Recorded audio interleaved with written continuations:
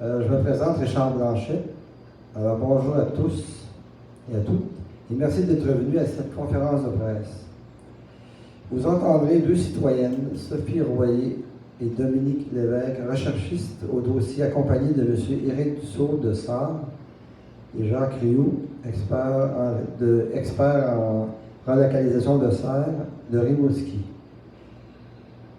Tous deux ont présenté des offres distinctes et de relocalisation en douceur, notamment dans 6 refuges du Québec, dont le très connu Millezoux. Jacques Rioux ne sera pas là aujourd'hui pour cause de mortalité. Alors maintenant, je vous présente Sophie et Dominique pour la suite de la conférence de presse. Merci.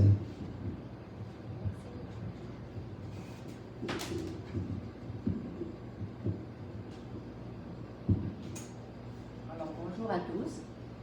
Tout d'abord, merci de votre présence. Donc, nous représentons un groupe de citoyens de 1500 membres qui militent pour un contrôle du cheptel du parc Michel Chartrand de façon éthique et respectueuse de la faune. Cette conférence de presse a pour but de rétablir certains faits qui dénotent un manque de transparence, de précision et de vérité dans ce dossier.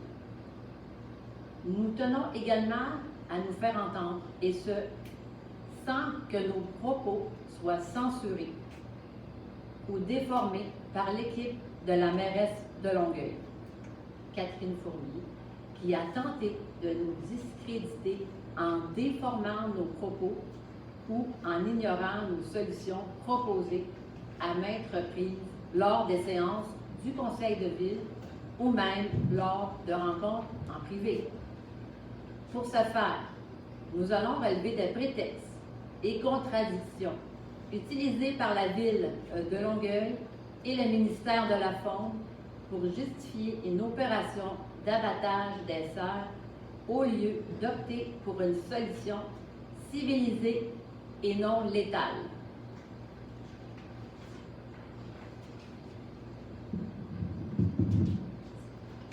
Alors, prétexte numéro 1, les cerfs meurent de stress de capture et de déplacement. Suite, entre autres, à des recommandations faites à Radio-Canada le 27 juillet 2021 de Jean-Pierre Vaillancourt, professeur à la Faculté de médecine et vétérinaire de l'Université de Montréal et spécialisé en volailles. La ville de Longueuil maintient leur décision d'abattre plusieurs cerfs. À chaque prétexte que nous allons traiter, on a inséré des liens Internet pour appuyer nos dires. Donc, dans l'entrevue de M. Vaillancourt, je cite, il dit « Il est préférable de les euthanasier afin de leur éviter du stress, de la souffrance et une mort certaine suite au déplacement de ceux-ci. » Il dit également « Le comité d'éthique n'a pas rejeté l'idée de déplacer les cerfs, mais nous avons rejeté le protocole qui avait été proposé. » M. Vaillancourt dit aussi, en parlant de la ville, « On n'avait pas recommandé, mais approuvé un protocole d'euthanasie. » Mais il mentionne également qu'une euthanasie, c'est une action pour diminuer le stress et la souffrance qui aboutit à la mort. Les faits, premièrement, les cerfs de Longueuil ne sont pas en état de stress ou de souffrance nécessitant une euthanasie. Ensuite, des études de relocalisation ont eu lieu aux États-Unis dans l'État de l'Utah en 2013. 102 cerfs ont été relocalisés. Dans ce même État, en 2018, 400 cerfs ont été relocalisés. Ici même, au Canada, en Colombie-Britannique, en 2020, 135 cerfs ont été relocalisés. Parallèlement à la relocalisation des cerfs présents en zone urbaine, les chercheurs ont aussi fait le suivi des cerfs déjà présents dans des zones non urbaines par des colliers émetteurs. Ils voulaient comparer le taux de survie des cerfs relocalisés à celui des cerfs non relocalisés. Les résultats ont tous démontré la même chose. Les cerfs qui ont été relocalisés dans la première année ont un taux de survie moindre que les cerfs non relocalisés, donc de 48 à 50% survivent. Les cerfs non relocalisés, eux, ont un taux de survie d'environ 77%, Une partie d'entre eux décèdent aussi de la maladie, par la chasse, d'un accident, de prédateurs comme les loups et les coyotes. L'étude de la Colombie-Britannique a par ailleurs pu déterminer les causes de décès des cerfs relocalisés. Le constat des chercheurs était que les cerfs mouraient davantage des causes liées aux humains, comme par exemple accidents avec les véhicules ou les trains, la chasse, le retour dans un milieu urbain où ils étaient finalement capturés et puis euthanasiés. Ils décèdent plus à cause des humains que de rencontres avec un prédateur, de maladie ou de malnutrition. Ils ont émis la recommandation de relocaliser les cerfs le plus loin possible des activités humaines, donc des routes et des localités, et de les relocaliser dans un endroit où la biomasse est abondante, afin de leur fournir un habitat où il y a nourriture et un couvert pour se protéger des prédateurs. Encore une fois, des liens sont inclus pour appuyer ces affirmations. À noter que 6 centres de réhabilitation de la faune, dont le Zoo Miller en Beauce, avaient manifesté en novembre 2020 leur volonté d'accueillir une partie des cerfs qui pourraient être relocalisés. En février 2022, la ville de Sainte-Justine de Newton avait offert à la ville de Longueuil de recevoir plusieurs cerfs sur ses terres, offrant une superficie de territoire de près de 50 000 m². Le maire, M. Sean Campbell, nous avait envoyé la résolution, le règlement sur la chasse sur son territoire, ainsi qu'une copie d'un terrain proposé à la ville. Tous ces documents vont être disponibles également. Malheureusement, le maire Sean Campbell n'a jamais obtenu de retour de la part de la ville de Longueuil. Selon M. Vaillancourt, les refuges n'ont pas la capacité de recevoir autant de cerfs. Et nous pouvons l'entendre dire sur le lien que nous avons inclus, mais ils sont pratiquement très dociles et quasiment domestiqués. Mais à cette époque, notre projet était de relocaliser simplement 15 cerfs, donc facilement relocalisables, tous en entier, puisqu'il y avait au moins 6 refuges qui voulaient les prendre. Mais aucun refuge n'avait prétendu les prendre tous, seulement un nombre précis selon la capacité d'accueil. Le prétexte numéro 2. Les cerfs vont transmettre la maladie de Lyme. Le médecin vétérinaire et épidémiologiste Jean-Pierre Vaillancourt indique que le risque de propagation de maladies et de parasites demeure élevé dans des endroits où le cerf de Virginie est en surpopulation, comme c'est le cas en Montérégie. La ville de Longueuil et le ministère de la Faune tiennent comme discours que le déplacement des cerfs pourrait entraîner la prolifération de la tique à pattes noires ailleurs dans la province. Les faits. Pourtant, il y a plusieurs contre-arguments à ce prétexte. Il existe des antiparasitaires extrêmement efficaces pour enrayer la tique à pattes noires. La permétrine a une efficacité de 100% sur les cerfs de Virginie, selon une revue de littérature. C'est ce qui se fait ailleurs, comme par exemple aux États-Unis et à Oak Bay. Un antiparasitaire peut facilement être appliqué sur les cerfs avant leur transport dans la région de relocalisation. Cela avait d'ailleurs été fait dans les études de relocalisation qui sont citées à la page 3 que Dominique a mentionné tantôt. Ensuite, il est possible de relocaliser les cerfs pendant la période d'inactivité de la tique à pattes noires. Elles sont inactives à des températures plus basses que moins 4 degrés. Le nombre important de cerfs dans un endroit donné et la réduction de ce nombre ne peuvent être invoqués pour expliquer et réduire le risque de propagation de la maladie de Lyme chez l'humain. Les plus récentes études scientifiques suggèrent que les plus grands vecteurs de tiques, ceux qui propageraient les plus de tiques d'un endroit à l'autre, seraient les petits oiseaux migrateurs qui font de longues distances et font de nombreux arrêts un peu partout. De même, les souris à pattes blanches, très présentes au Québec, et les tamias ont été identifiés comme étant, avec les oiseaux, les porteurs de tiques.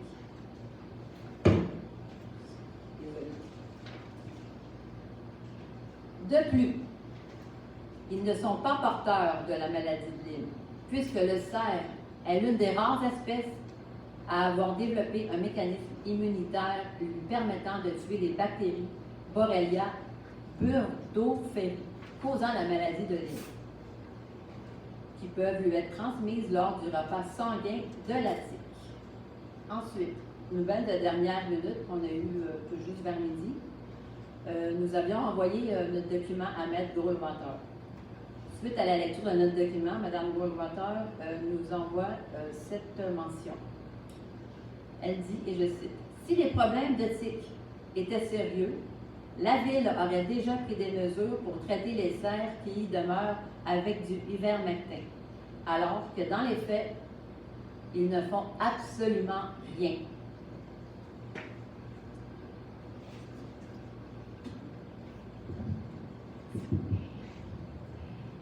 Prétexte 3.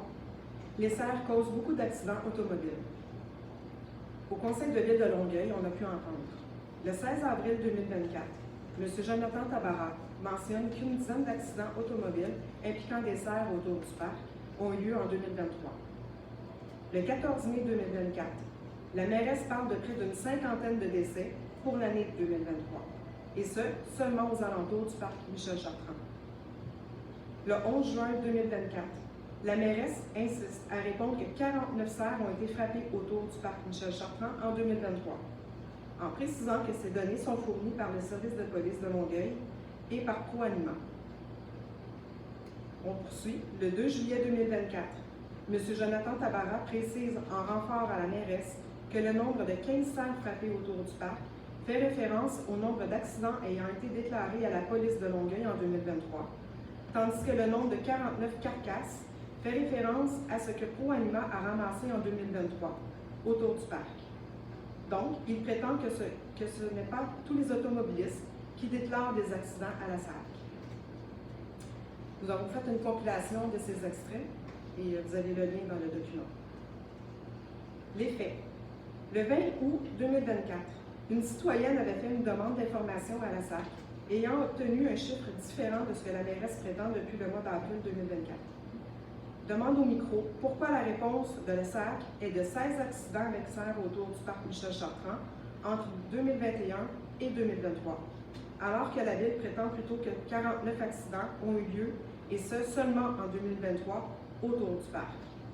Aucune réponse de la part de la mairesse. Le document de la SAC sera envoyé par courriel. De plus, des citoyens de notre groupe ont réclamé à 3 reprises dans les 3 dernières années, lors de la période de questions au Conseil de Ville, que la Ville implante d'urgence des moyens simples et peu coûteux, comme de réduire la vitesse à 30 km/h tout autour du parc, que certains prennent pour des pistes de course et des raccourcis, alors qu'on installe des indicateurs lumineux de notre vitesse, comme on voit partout de plus en plus, et qu'on installe des dos d'âne pour forcer à ralentir où il y a le plus de risques de traverser des cerfs. La Ville, si elle était vraiment soucieuse du sort des cerfs, ou du moins de ses concitoyens, aurait même pu installer 1 ou 2 photoradars aux endroits les plus névralgiques.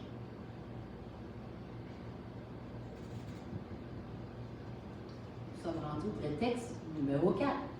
Les cerfs se multiplient très rapidement. La Ville de Longueuil a choisi l'abattage plutôt que d'utiliser le vaccin contraceptif. Pourtant, l'équipe de Urban Wildlife Stewardship Society, qui chapeaute la recherche de Jason Fisher à Oak Bay, en Colombie-Britannique, a déjà opté pour cette technique.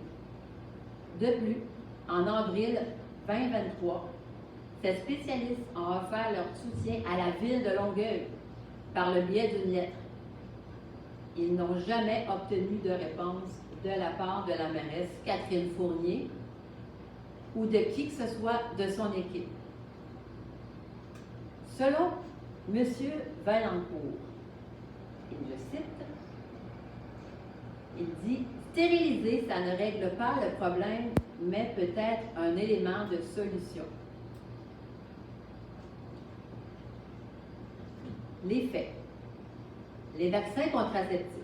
Le chercheur Jason Fisher de l'Université de la Colombie-Britannique mène depuis 2018 une recherche sur l'efficacité du vaccin contraceptif comme méthode non létale de contrôle de l'abondance de cerf.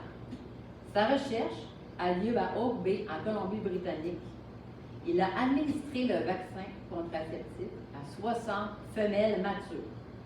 Il a, par la suite, déployé 39 caméras à travers la localité pour analyser et comparer le nombre de femmes sur les images.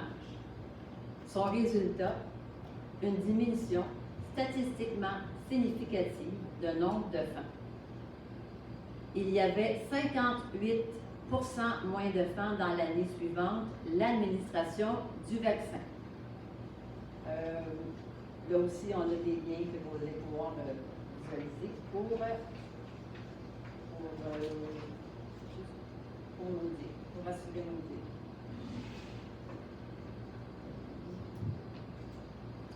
Nous avions Dr. Adam Erin, qui est un vétérinaire justement, qui fait partie de l'équipe dont on vient de mentionner, qui devait être avec nous par Zoom. Par contre, il est en clinique, probablement en train de faire des opérations. Il n'a pas pu se joindre à nous, mais on peut faire une entrevue avec lui par Zoom à un autre moment où il y aurait des disponibilités, puis on pourra vous fournir la vidéo par la suite.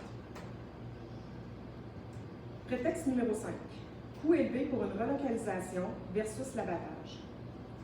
Les montants réels et complets finalement dépensés au total pour l'abattage ne seront disponibles qu'après la fin de l'opération. Pour ce faire, nous devrons faire des demandes d'accès à l'information à la Ville, au ministère, à la SQ et au service de police de Longueuil. Une tâche assez ardue. Cela comprendra tout ce qui a été dépensé de 2020 à 2024 pour tous les services, incluant celui des communications, des employés municipaux affectés, des études des firmes de consultants, telles Artemis Phone Incorporée, qui ont fait au moins 2 rapports, dont celui de décembre 2021 pour la deuxième tentative de chasse contrôlée à l'Arbalète, qui était d'abord prévue pour février 2022. Le comité de l'éthique de l'UDM, de la table de concertation, de la première tentative effectuée sous la mairesse Parent qui a avorté dès la première nuit en novembre 2020, des frais de police pour encadrer les citoyens contestataires et du temps supplémentaire. Et de plus, à chaque manifestation, des frais ont été engendrés. Coût des avocats de la Ville lors des procès face à Maître Goldwater, plus de 375 000 $. Montant inconnu encore à ce jour concernant les avocats du ministère qui étaient présents. La firme de sécurité Archer Guard, 154 000 $ qui aide le service de police de Longueuil et les coûts du plan de sécurité élaboré en collaboration avec celle-ci, accordé en octobre 2022. La firme Perceptage International au coût de 27 000 $ afin de rendre étanche le parc et empêcher toute intrusion. Multiphone ayant le contrat d'abattre les cerfs au fusil à air comprimé, 150 000 $ plus 18 000 $, selon ce qu'on a pu comprendre des propos un peu confus de M. Tabarra à la fin du Conseil de Ville 18 octobre. Coût inconnu pour les renforts présents de la SQ, ainsi que de l'hélicoptère qui survolait le parc pour surveiller les intrus possibles. Coût inconnu pour l'hélicoptère et le personnel utilisé pour le comptage à vol d'oiseaux des cerfs du parc. À tout ça, il faut ajouter les coûts secondaires de la chasse dont on a aperçu par les documents obtenus par l'accès à l'information concernant les coûts connexes incontournables qui étaient autorisés et qui ont dû probablement augmenter depuis l'inflation pour la chasse à l'arbalète pour Sancerre tels que boucherie René Richard découpe et dépitage, 18 000 $.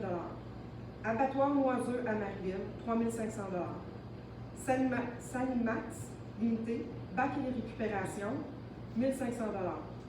Location de 3 camions réfrigérés sauvageaux, 8 000 $. Dans les faits, Jacques Rioux, ancien éleveur de cerfs, avait présenté une offre de partenariat avec la Ville de Longueuil lors du Conseil de Ville du 19 mars 2024. Il avait expliqué au micro comment il procéderait pour relocaliser les cerfs quand il était éleveur. La Ville de Longueuil n'a pas donné suite à cette offre. L'offre de partenariat sera envoyée par courriel. Comme on vous a expliqué, M. Rioux ne peut être avec nous aujourd'hui. Il aurait pu vous expliquer en détail les frais engendrés par sa proposition. Les frais étaient d'environ 160 000 $. Nous allons donner maintenant la parole à Éric Dussault de Sauvetage Animal Rescue.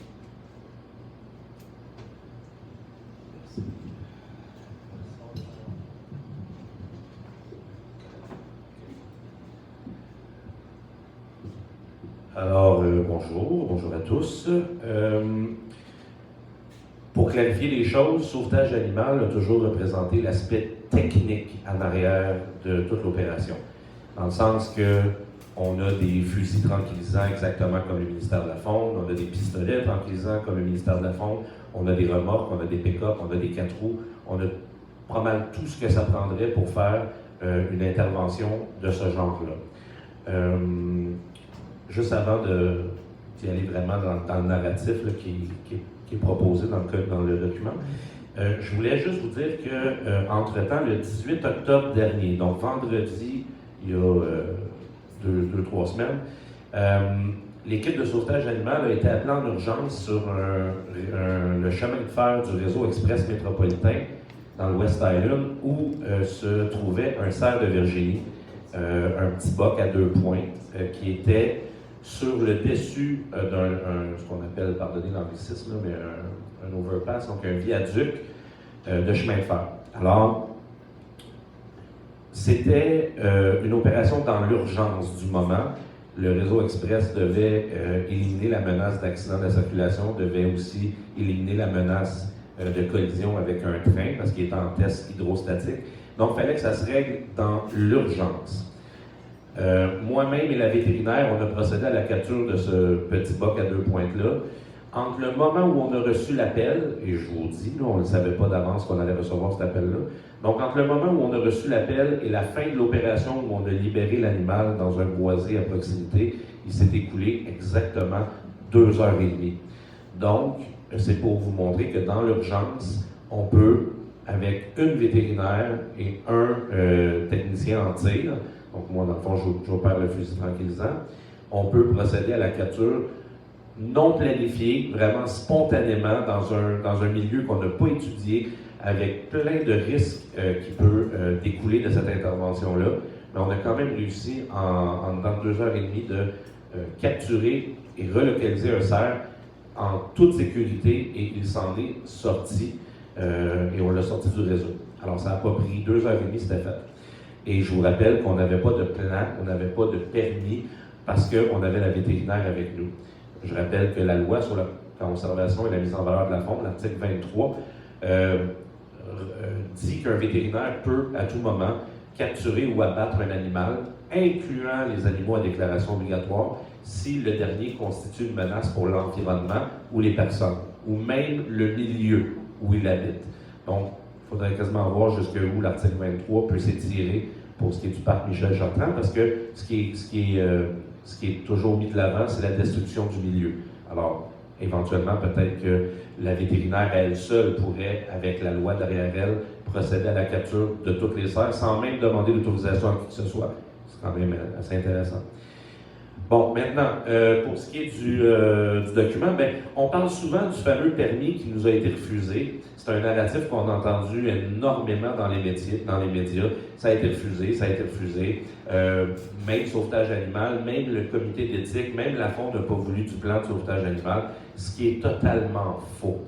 Moi, ça fait 4 ans que je suis dans le dossier. Initialement, France et moi, on était assis chez elle, à faire un document, elle a travaillé, France, c'est pas possible, à faire un document de plusieurs dizaines de pages qui, de façon bénévole, de façon spontanée, des citoyens ensemble se sont réunis et ont réussi à pondre un premier document. Ce premier document-là a servi de planche à dessin pour le fameux permis SEG. Parce que pour avoir le droit de déplacer un cerf, ou n'importe quel animal à déclaration obligatoire, que ce soit le coyote, que ce soit un lynx, que ce soit un ours, ça prend toujours 3 choses. L'autorisation du client. Dans ce cas-ci, c'est la ville de Longueuil. Rappelons qu'à l'époque, la mairesse Parent, quand elle a vu tout le saccage autour des Clover Traps, elle avait décidé d'annuler l'opération d'abattage. Automatiquement, elle avait dit dans les médias, j'ordonne qu'on trouve une autre solution. Alors, par le fait même, Sauvetage Animal a hérité par la bande de ce mandat-là, ce qui nous a ouvert la porte à l'étape 2, qui est l'obtention d'un permis sciences, études et gestion, SEG, sciences, études et gestion. Donc, ce permis-là, en temps normal, la façon qu'il devait procéder, c'est prendre notre document, l'étudier, puis l'envoyer au comité d'éthique. C'est pas ça qui est arrivé. Puis, dans l'engrenage, il y a eu un petit souci. Ils nous ont pris par la main, chose qu'ils n'étaient pas censés faire. Ils nous ont pris par la main, la fonte, puis étape par étape, ils ont apporté des corrections en fonction de ce qu'ils trouvaient plus éthique et responsable, en fonction de leur protocole, la fonte. Alors, après des dizaines et des dizaines d'échanges courriels, après un remodelage quasi complet du plan qu'on avait proposé, ils satisfaisaient aux exigences de la fonte, et puis la fonte avait donné sa bénédiction à ce plan-là. Ce que M. Vaillancourt ignorait à l'époque, et j'y ai appris, puis je vais toujours me rappeler de sa réaction, c'est cette collaboration-là qu'il y a eu entre la Fonde et Sauvetage Animal. Et M. Vaillancourt a rejeté du revers de la main en qualifiant notre plan d'amateur et d'irresponsable.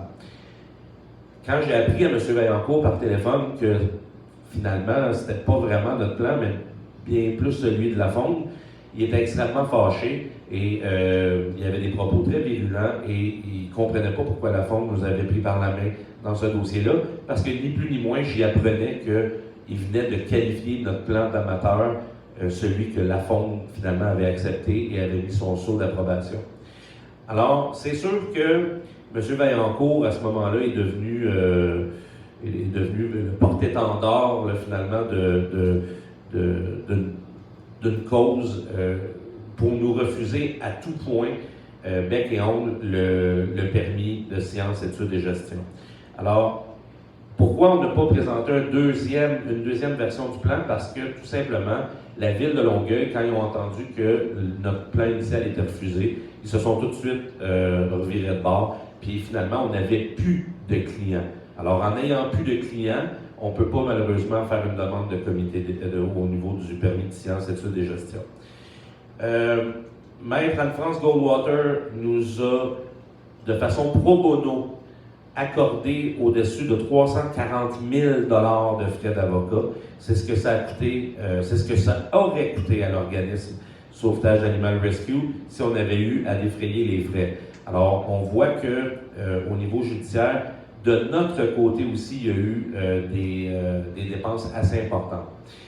Mais heureusement que tout le monde dans ce dossier-là, puis c'est une question que je me pose, comment ça se fait que des organismes, des avocats, des citoyens, des gens, des biologistes, des vétérinaires, même des anesthésistes vétérinaires donnent de leur temps bénévole pour se gratter la tête afin de trouver une solution meilleure et qu'au final, tout ça est rejeté de la main. Et je rappelle que c'était offert de façon bénévole. Tantôt, je vous parlais de mon cerf de Virginie que j'ai capturé sur le réseau express métropolitain. Pour vous donner une idée de la facture, ça tourne autour de 2 000 $ pour ce cerf-là. C'est ce qu'on va facturer au réseau express métropolitain. Pourquoi 2 000 $? Parce qu'il y a des frais d'urgence. La vétérinaire a des frais d'urgence. C'était pas planifié. Il a fallu prendre des drogues en urgence puis se déplacer en urgence avec de l'équipement qu'on n'avait pas nécessairement préparé d'avance. Alors, il y a des frais toujours plus élevés pour des interventions en urgence. Là. Je veux dire, c'est la même chose pour tous les types de professionnels.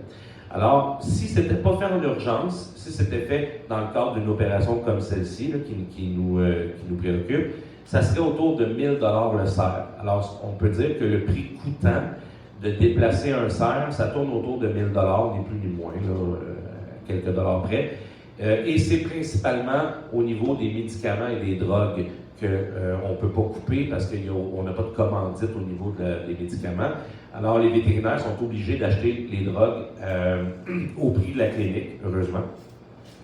Donc, ce qui nous permettrait d'offrir une solution autour de 1 000 $ le cerf, qui, je rappelle, a toujours été pris en charge par Sauvetage Animal et non pas par le citoyen.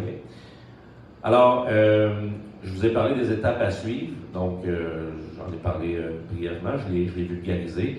Et je peux vous dire, j'ai des photos puis j'ai un suivi de la part du réseau express métropolitain, puis le petit cerf qu'on a déplacé se porte à merveille, même si il a fallu 2 tirs pour l'endormir, que j'ai les poignets au poitrail les 2 fois. Il y avait un petit risque d'infection.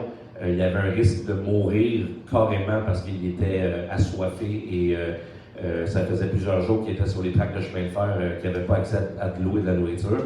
On aurait pu le tuer. À vrai dire, c'était les pires conditions pour capturer un cerf de Virginie. Il y avait l'autoroute 40 qui passait en dessous de nous autres, il y avait des vannes, il y avait du bruit. Nous autres, on se promenait en pick-up pour le pourchasser sur les tracts de chemin de fer. Vraiment, toutes les conditions étaient là pour que cet animal-là décède suite à sa sédation, et il n'en est rien.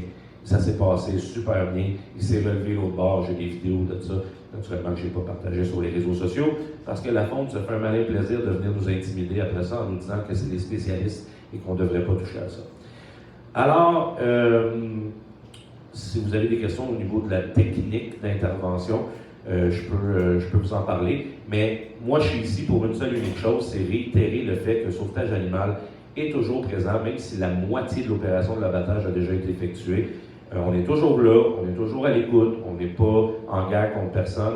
Puis je pense qu'il n'est pas trop tard pour d'autres municipalités de la Montérégie, du secteur qui vous occupe à vous, particulièrement à vous, de nous tendre la main. Et nous, ça va nous faire plaisir de travailler autour de 1 000 $ le cerf de façon bénévole. Je pense qu'on ne peut pas cracher là-dessus, surtout que la science vient de nous prouver, il y a 3 semaines, que même dans les pires conditions, l'animal ne décède pas. Puis la sédation a été constante. La vétérinaire, elle avait son stéthoscope, elle auscultait l'animal. À un moment donné, il s'est réveillé un peu dans le pick-up. Elle l'a resédationné tranquillement.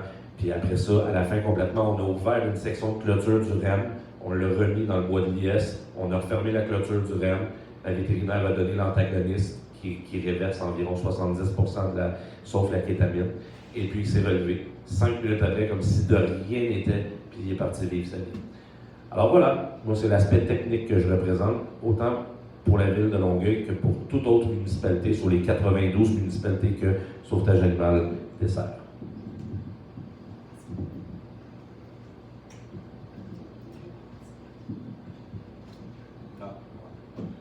Oui, on avait une vidéo dans le fond qui expliquait que c'était possible parce que ça se faisait ailleurs dans le monde. En temps normal, j'aurais dû partir de cette vidéo-là pendant que je parlais, mais grosso modo, ce que ça dit, c'est que c'est en masse réalisable de déplacer des cerfs, même par hélicoptère. C'est pour vous dire à quel point une boîte de pick-up, c'est pas mal moins stressant qu'un hélicoptère. Là. Puis ça se fait très bien, puis on a un taux de survie de 100%. Fait que, voilà ce qui aurait pu en masse être fait.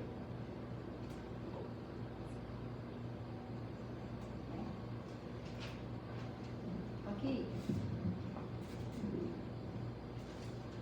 Nos invités se désistent. Par contre, ils nous écrivent à distance. Donc, un autre écrit que le vétérinaire, il s'appelle le vétérinaire Erin, toujours de la Urban Wildlife Stewardship Society de Oak Bay, qui fait suite au prétexte numéro 4 pour la stérilisation. Cette compagnie a stérilisé en 2015 120 femelles. Environ 70% ont été stérilisées. Il écrit également, pour un succès du programme, 70 à 90% doivent être stérilisés. Le résultat, 60% de réduction de naissance à ce jour a été constaté. Faites à noter aussi, au début, les citoyens de Oak Bay pensaient qu'il y avait entre 500 et 1000 cerfs au total. Après le comptage de cet organisme, finalement, il n'y avait que 98 cerfs. Donc, on constate que les citoyens ont été trompés par un faux décompte, parce que, évidemment, entre autres, une des problématiques qui fait que c'est difficile de compter le nombre exact de cerfs dans un cheptel, c'est que les cerfs se déplacent. Voilà. Et quand c'est fait de façon scientifique, on peut avoir un meilleur décompte.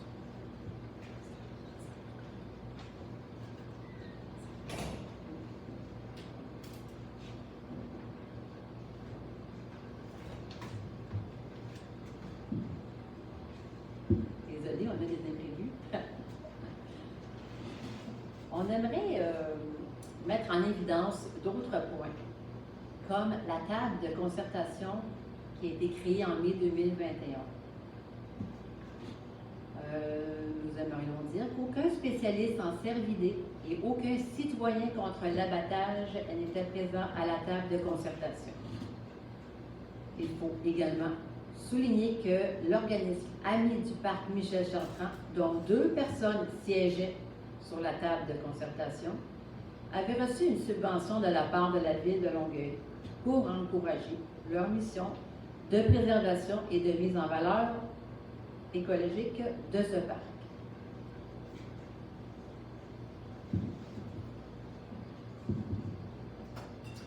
Parlons maintenant du comité d'éthique. Le comité d'éthique de l'utilisation des animaux a comme mandat de donner son avis sur l'utilisation d'animaux dans le cadre des recherches menées par l'Université de Montréal. Donc, absolument rien à voir avec la gestion de la faune.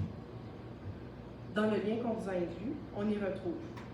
Pour évaluer ce dossier, à sa réunion du 17 février 2021, ce comité d'éthique de l'utilisation des animaux est allé chercher l'avis de 5 experts en cervidés qui réalisent souvent des captures et des déplacements dans le cadre de leurs fonctions.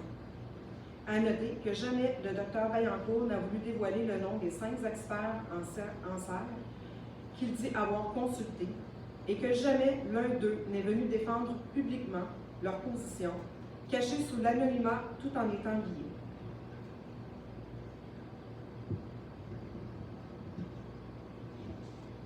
Maintenant, le sujet de l'arme à air comprimée.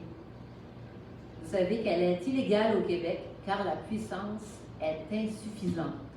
Les armes à air comprimées, même de haute puissance, n'ont généralement pas la force nécessaire pour assurer un abattage rapide et humanitaire d'un animal de la taille d'un cerf de Virginie. Un tir mal placé pourrait causer une souffrance prolongée à l'animal.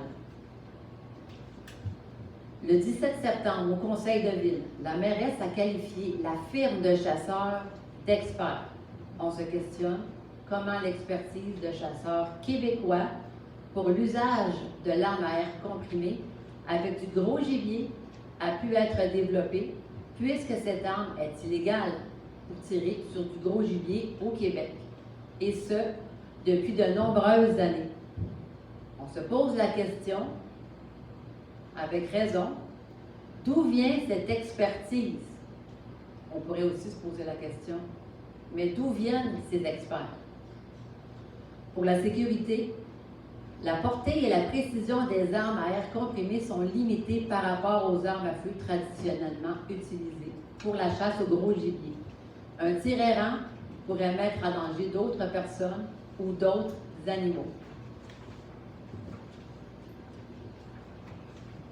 Nous avons relevé plusieurs contradictions. On a décidé d'en choisir une parmi tant d'autres. Alors, la mairesse Catherine Fournier avait annoncé le 13 décembre 2023 que les citoyens riverains seraient mis au courant de la date d'abattage afin d'assurer leur sécurité. Donc, bien que la mairesse se soit engagée à communiquer les dates de l'opération en amont, elle a changé son fusil d'épaule à la suite d'un ensemble de recommandations. La priorité de la ville de Longueuil est la sécurité de tous, tant pour ceux qui fréquentent ou habitent près du parc que pour les employés municipaux et les chasseurs, indique le cabinet. Une communication sera envoyée en temps et lieu aux riverains du parc Michel Chartrand, dont les résidences sont situées en bordure du parc. Le 13 décembre 2023, la ville de Longueuil fait un communiqué. Les derniers détails du plan d'intervention, incluant les dates des séances de chasse permises, la fréquence, le nombre de chasseurs autorisés et répartis sur le site, le mode de chasse, les fermetures ponctuelles du parc, ainsi que le déploiement des mesures de sécurité, seront communiqués dans la semaine précédant l'opération. Par contre, le 11 octobre 2024, nouveau communiqué de la Ville. Un affichage spécifique à l'opération, à l'intérieur et au pourtour du parc, sera déployé. Les dates précises et les modalités ne seront pas communiquées à l'avance afin d'assurer la sécurité et le bon déroulement des opérations.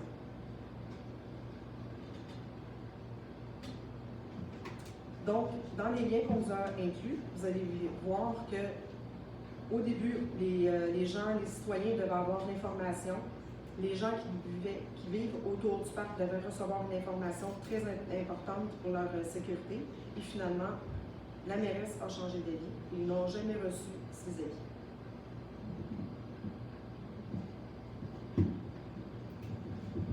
Pour terminer, nous avons pensé vous lire quelques extraits pris sur la page Facebook du biologiste Richard Beauchemin, qui approuve sur plusieurs points ce que nous essayons de transmettre autant aux élus qu'aux citoyens depuis le tout début de cette saga. Donc, il a écrit « Le problème, c'est la perte de retombées économiques énormes vu qu'il n'y a pas de chasse contingentée en plus de devoir payer pour les éliminer. Il ne faut pas oublier que tous les cerfs appartiennent à la collectivité du Québec. » Il dit plus loin, « Quant aux cerfs de Virginie, pour avoir visité ce parc à plusieurs reprises, les allusions au parc Michel-Chartrand, évidemment, et fait quelques dénombrements, je doute fort que ce parc, ainsi que le boisé de la Pratt-et-Whitney, qui est tout près, supporte une population de 114 cerfs. J'ignore comment ils ont fait leur échantillonnage, mais pour arriver à 114 cerfs, ils ont dû certainement compter le même cerf 2 ou 3 fois.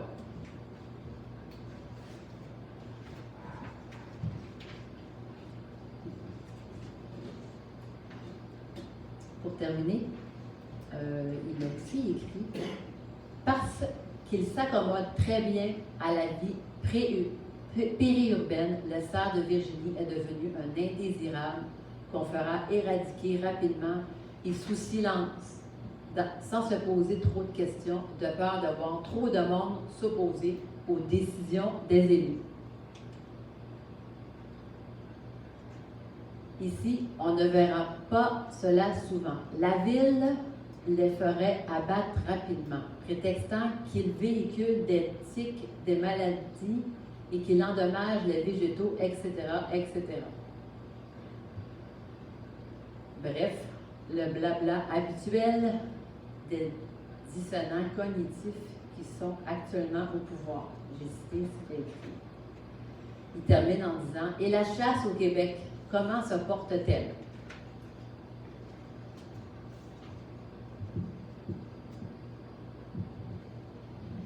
Donc, en conclusion, fort de notre expérience des 4 dernières années à réclamer des solutions éthiques et moins coûteuses, face au refus des élus d'inclure au débat démocratique en toute transparence les citoyens payeurs de taxes qui préconisent ces moyens, nous réclamons de la mairesse, Mme Catherine Fournier, un engagement ferme de mettre enfin de l'avant la vaccination contraceptive d'un pourcentage nécessaire des biches restantes pour assurer à l'avenir la stabilité du cheptel sans avoir recours à un nouveau carnage inutile.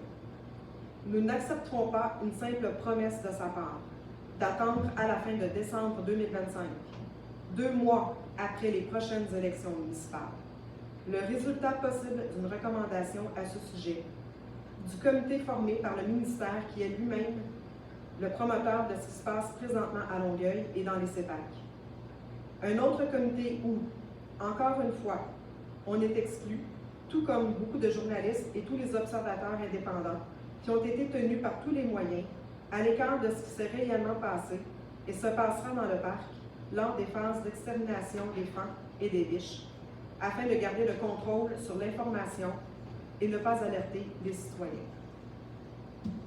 Merci de votre présence.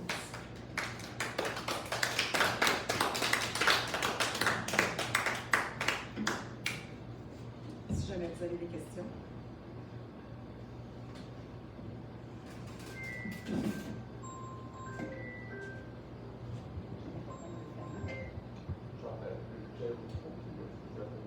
C'est mieux d'aller au micro pour pouvoir entendre la vidéo.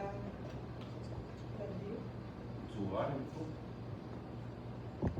Ça m'a l'air ouvert. Juste parce que le petit. Faire glisser le petit bouton sur le. Non, en haut. Longtemps, je pense. Celui du haut, ouais. Je pense que oui, ça marche. OK. En fait, là, j'ai une petite question concernant les nombres. En fait, vous dites que, selon vous, il n'y en aurait pas 114. Là, il y en a battu 64. Donc, c'est quoi la population que vous pensez qui reste? Puis, je sais qu'il compte en abattre 40 lors de la prochaine étape. Est-ce que vous pensez que ça va être même possible d'abattre ce nombre-là, considérant que vous pensez justement qu'il n'y en a pas 114 dans le parc? En fait, il faut se poser la question s'il y a vraiment 64 cerfs qui ont été abattus. Première question. On ne peut pas avoir le dénombre vraiment parce qu'on n'a pas accès. Leur comptage a été fait par hélicoptère. Donc, on s'entend que l'hélicoptère fait du bruit. Les cerfs se déplacent pendant le comptage. Les cerfs se déplacent encore plus rapidement s'il y a du bruit à cause de l'hélicoptère. Donc, comment faire un comptage vraiment scientifique de cette manière, on en doute. Je pense que je vais laisser la parole parce que une partie, c'est toi qui s'en occupe. Ouais, ben, c'est-à-dire que nous, à l'époque, on a fait affaire avec, à l'époque, il y a 2 ans, on a fait affaire avec une firme spécialisée de drones, avec l'imagerie thermique. Puis en dedans de quelques heures, on a ratissé le parc au grand complet, ce qui nous avait donné environ 6000 images thermiques qu'on avait compilées, une par-dessus les autres. Et puis quand on voyait un petit groupe de 3 se déplacer, on les revoyait sur différentes passes, donc on les recomptait pas. Parce qu'ils gardent toujours à peu près la même position quand ils se promènent dans le parc. Fait que c'était facile pour nous de voir qu'une maman et ses 4 bébés, quand on repasse et qu'elle se déplace par là, on ne les recompte pas. Ce qui pourrait être beaucoup plus difficile en hélicoptère, on pourrait recompter assurément. T'sais, nous, notre marge d'erreur, honnêtement, je l'évalue à un individu. On est arrivé à 62. Si on me dit qu'il y en avait 63, je vais y croire. Si on me dit qu'on en avait 75, je ne croirais pas. J'ai personnellement fait le décompte avec le technicien en imagerie. On était capable de distinguer des coureurs, on était capable de distinguer des roches qui avaient encore la chaleur du soleil, même la nuit. Donc, on était capable de distinguer à peu près n'importe quoi. On a même vu un coyote dans le parc. Fait que c'est pour vous dire. Puis on a été capable de voir que c'était un coyote et non pas un renard, pour vous dire la précision de la chose. Donc, c'est sûr que nous, notre décompte, il y a 2 ans, on était à 62. C'est fort probable que le chiffre avancé est vraiment trop exagéré. En même temps, je comprends votre question, puis un peu la crainte un peu de la population, de savoir, coudonc, si on s'est donné comme objectif d'en tuer 100, mettons, là, on vient de, c'est quoi, 54, 64? 64. Bon, 64. Donc, en théorie, il en reste 38. Donc, je veux dire, 36, oui, c'est vrai, c'est un 4, pardon, non pas un 8, un 2. Donc, on pourrait arriver très rapidement à carrément exterminer toute la population de cerfs dans le parc. Puis je pense honnêtement que de la façon qu'ils essayent de comptabiliser ça, ils n'auront même pas la certitude eux-mêmes. Bon, ceci dit, même s'ils venaient qu'à exterminer toute la population du parc, ce qui est quand même probable, 2 semaines après, on va se retrouver avec 2-3 individus qui vont enlever des ailes de Boucherville ou qui vont enlever des terres puis qui vont passer en arrière là, de tout ce qui est pas Robertval, mais en tout cas, bref, ça passe quand même, même si le commun des mortels a de la difficulté à imaginer ça, ça passe à travers le golfe, ça passe à travers des usines, ça passe même à travers des autoroutes. Fait que ça passe toujours. Mais la possibilité qu'il y ait une extermination totale du cheptel est bel et bien présente, malheureusement. T'sais. Puis, fort à parier que cet exercice-là va être à refaire dans 2 ans.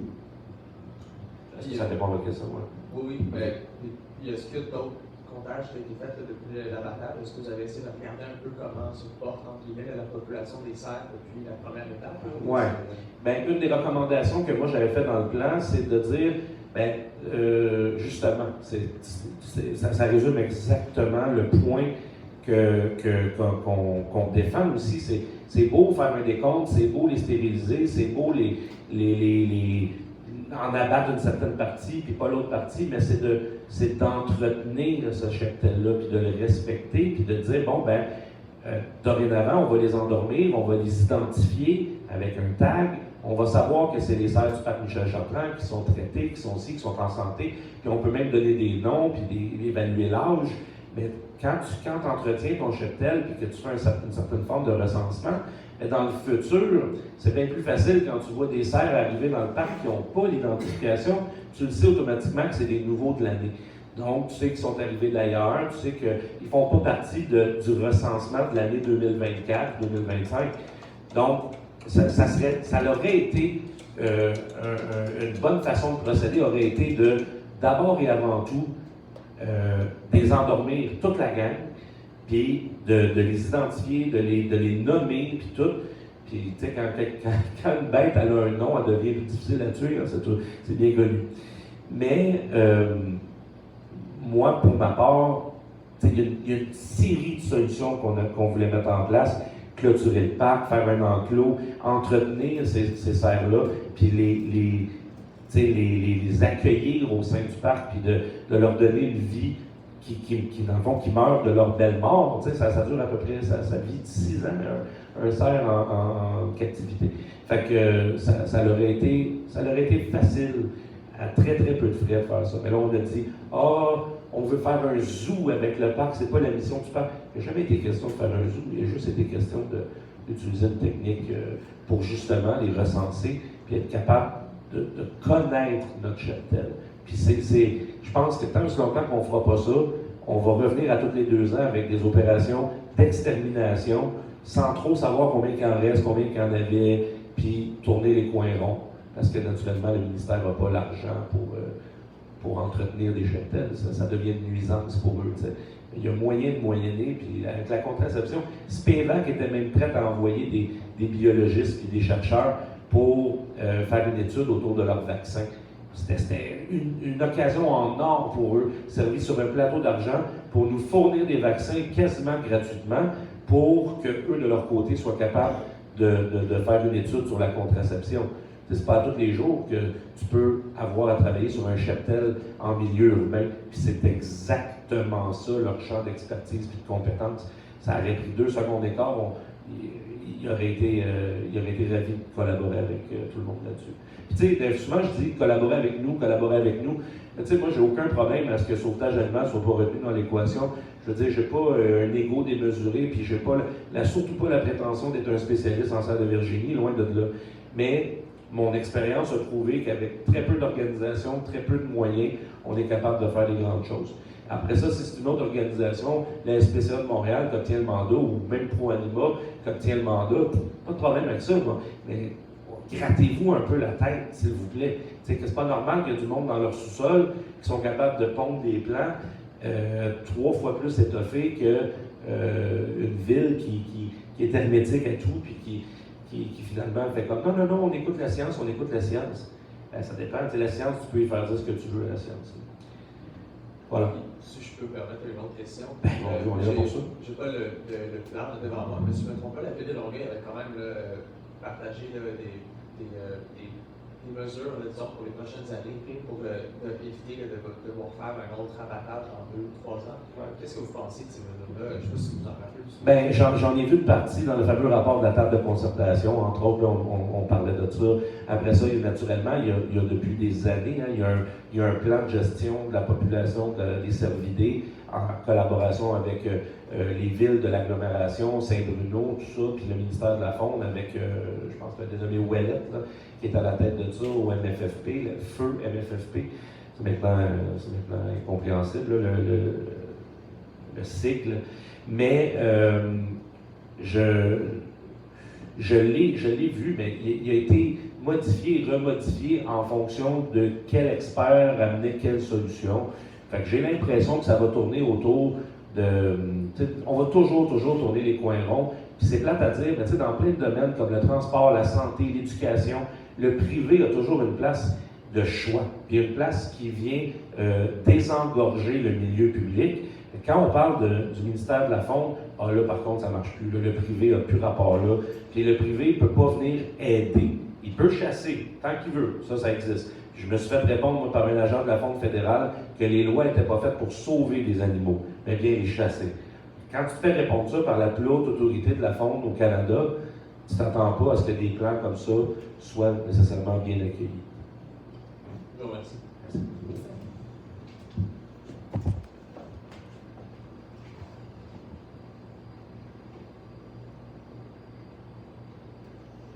question mathématique.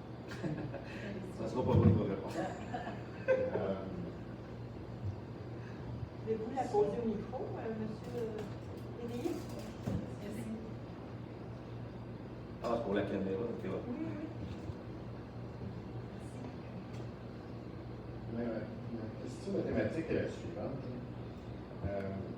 Je vais me fier davantage à ce que Pro Anima reçoit, parce que ça, c'est un fait, la ville ne paye pas. On a souvent un petit peu la salle.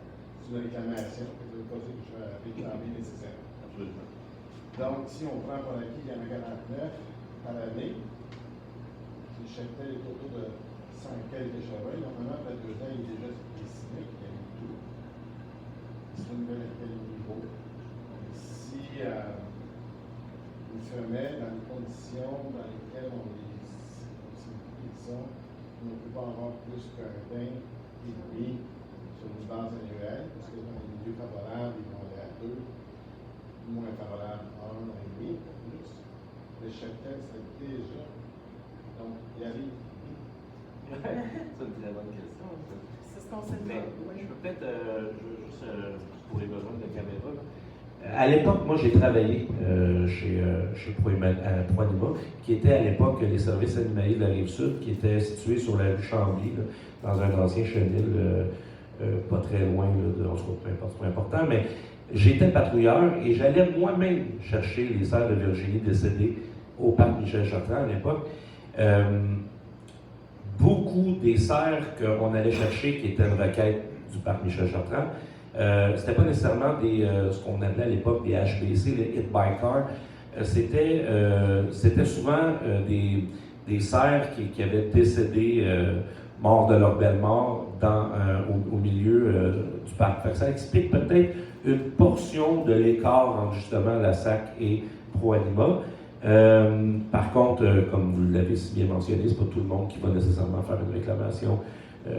On ne connaît pas les circonstances de l'accident. Est-ce que l'automobiliste était dans le tort ou peu importe la raison. Son permis était sanctionné, puis il roulait pareil. Bon, il ne fera pas de réclamation, assurément. Par contre, la question se pose, effectivement, si on additionne les accidents par voiture, les décès normaux, puis surtout cette courbe, ma foi, très étrange que les cerfs ont toujours été là, toujours.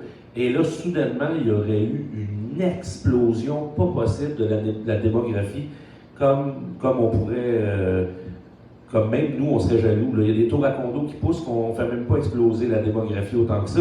Et les cerfs, en 4 ans, dans toute l'histoire du parc, en 4 ans, on est passé de 6 nuisibles à 15 nuisibles, à 30 nuisibles, à 110 nuisibles, 114 nuisibles. J'aimerais bien qu'on m'explique qu'est-ce qui est arrivé dans le parc. C'est-tu les vents chauds du Gulf Stream? J'en ai aucune idée. Mais reste que il y a quelque chose d'anormal dans toute l'histoire du décompte des cerfs. Il y a une pièce de puzzle qui manque assurément.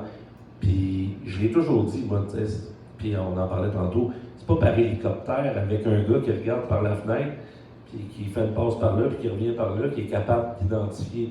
Ça n'a aucun sens. Je veux dire, même si on était 4 à faire le décompte dans le même hélicoptère, on arriverait à 4 chiffres totalement différents. Après ça, on nous dit « Ah oui, mais votre chiffre de 62, il y en avait peut-être qui dormaient dans le Pratt & Whitney, il y en avait peut-être dans le Golfe, parce que des fois, ils ont l'habitude d'aller dormir dans le Golfe. » C'est vrai, mais je veux dire, quand même, tu n'arrives pas à des écarts aussi différents que ça entre 114 et 62. Fait que comment on peut... on ne le saura jamais, finalement, mais reste que... Je pense que la question qu'il faut réellement se poser, c'est est-ce que c'est possible de faire mieux, là? À cette heure qu'on le sait, là, puis tout le monde est au courant, là, on a appris de nos erreurs, là. La mairesse Fournier, je ne sais pas à quel point que ça va faire une tâche sur sa feuille de route politique, mais c'est quelque chose qui va la suivre, veut pas, ça. Fait que je pense que tout le monde va avoir appris de ses erreurs. L'obstination politique va peut-être être un peu moins obstinée dorénavant. Puis, je pense qu'ils ne s'attendaient pas à ça. Il y a 4 ans, tout ça a commencé parce que des citoyens du secteur avaient reçu une feuille sur leur porte qui disait qu'elle allait procéder à une opération d'abattage sans même l'avoir voté en conseil de ville. Ça a été collé sur des portes en disant « Faites-vous-en pas si vous entendez des coups de feu, c'est normal, on fait de la chasse en arrière de chez vous. » Puis il y a un de ces citoyens-là qui a été outré, puis c'est là que ça a parti. Puis là, c'est là que moi, j'étais allé ouvrir ma grande bouche sur un trailer avec un micro. Puis si ça n'avait pas été de ça, ça se serait fait comme ça, là, en dessous du radar. Fait que je pense que la ville ne s'attendait pas. T'sais, ils ont même demandé une aide financière de Québec là, pour dire Crime, ça nous a coûté de beurrer, ce dossier-là. Ben ouais. Nous autres aussi, ça nous a coûté de beurrer. Moi-même, personnellement, ça m'a coûté de beurrer. Mais jamais les chiffres de la ville. Mais, en tout cas, je pense que notre obstination. Je pense qu'il n'y a pas une autre ville. Toutes les autres villes au Québec faisaient comme Oh my God, on attend que ce dossier-là finisse pour savoir quoi faire. Malheureusement, là, ils ont comme eu le feu vert. T'sais. Ça n'a pas été long, Montréal a suivi, puis tout le monde a suivi. Mais on peut changer les choses, je pense. Vous autres, avez-vous quoi à dire là-dessus? En fait, j'aurais ajouté, pour revenir pour le nombre de serres avec le décompte, s'il y a vraiment 49 serres qui décèdent par accident juste en 2023, comment il y a pu avoir une si grande augmentation de population de serres? Ça fait pas de sens. J'ajouterais que c'est moi qui posais la question au conseil de ville concernant les serres accidentées. Et à la toute fin, j'ai posé la question à Mme Fournier, telle que, OK, si c'est vrai qu'il y a 49 serres qui ont été frappées, comment pouvez-vous expliquer qu'il y a encore autant de serres en surnombre? Réponse de Mme Fournier. Elle a parti sa cassette, puis elle a juste dit, nous, on écoute les scientifiques, et je dirais pas le reste, on connaît par cœur ce qu'elle dit, ça va être ennuyant, mais elle n'a pas du tout tenu compte de ma question. Tout ce qu'elle a fait, c'est dire encore et encore qu'elle écoutait les scientifiques. J'ai juste posé la question comment elle peut prétendre qu'il y a autant de serres si elle a 49 décédés juste en 2023. Mais elle a fait la sourde oreille, comme pour plein d'autres sujets qu'on a avancés avec eux.